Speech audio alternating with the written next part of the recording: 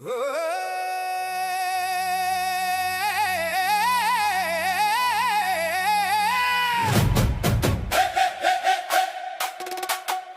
ఓట్లతోనే గెలిచి మన పైనే యుద్ధమా, మనమెన్నుకున్న నాయకుల చేతిలో మోసపోతిమా. మన ఓట్లతోనే గెలిచి మన పైనే యుద్ధమా, మనమెన్నుకున్న నాయకుల చేతిలో మోసపోతిమా. రాజ్యాంగ పరమైన పాలన చేస్తారని ఓటేసి అసెంబ్లీకి మనం పంపితే, రాజ్యాంగ పరమైన పాలన చేస్తావని ఓటేసి పార్లమెంటుకు మనం పంపితే, అభివృద్ధి చేయకుండా ప్రజల క్షేమం చూడకుండా కులమతాల పేరిట రాజకీయం చేస్తుండ్రురా. మన ఓట్లతోనే గెలిచి మన పైనే యుద్ధమా, మనం ఎన్నుకున్న నాయకుల చేతిలో మోసపోతిమా.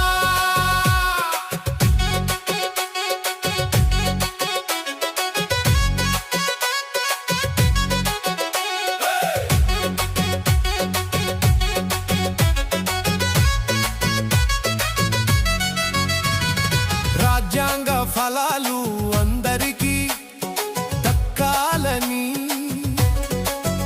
కులం మతాలకు అతీతంగా పాలన చేస్తారని, ఉద్యోగం ఉపాధి అభివృద్ధి చేస్తారని, ప్రజల హక్కుల కోసం ప్రాణాలు ఇస్తారని ఆశించి ఓటేసి, బడులు కావాలని అడిగితే గుడులు కడతామంటుండ్రు, అభివృద్ధి గూర్చి నిలదీస్తే హిందూ ముస్లిం అంటుండ్రు. మన ఓట్లతోనే గెలిచి మన పైనే యుద్ధమా, మనం ఎన్నుకున్న నాయకుల చేతిలో మోసపోతిమా.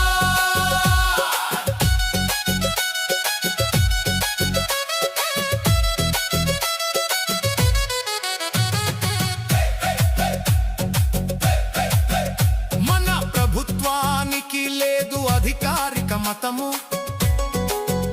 అధికారంలోకి వచ్చాక చేస్తున్నారు మత రాజకీయం.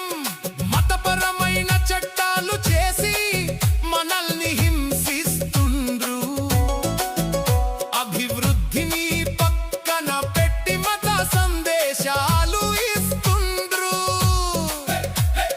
ప్రశ్నించిన గొంతుకులను హిందూ ముస్లిం అంటుండ్రు. ప్రశాంత భారతదేశంలో అశాంతిని కలిగించాలని అధికారాన్ని అడ్డు పెట్టుకొని బలహీనులపై దాడులు చేస్తుండ్రు.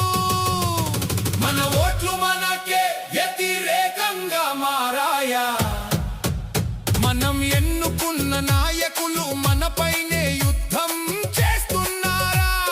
రాజ్యాంగం మరచి ప్రజలను మరచి కులమతాల ఆటల్లో మునిగిపోతున్నారా.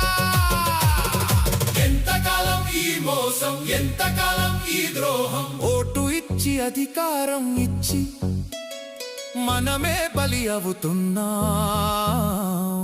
అభివృద్ధి కావాలి, సమానత్వం కావాలి, కులమతాలకు అతీతంగా పాలన కావాలి రా.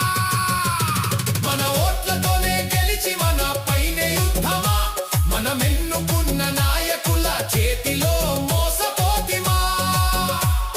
రాజ్యాంగ పరమైన పాలన చేస్తారని ఓటేసి అభివృద్ధి చేయకుండా కుల మతాల పేరిట రాజకీయం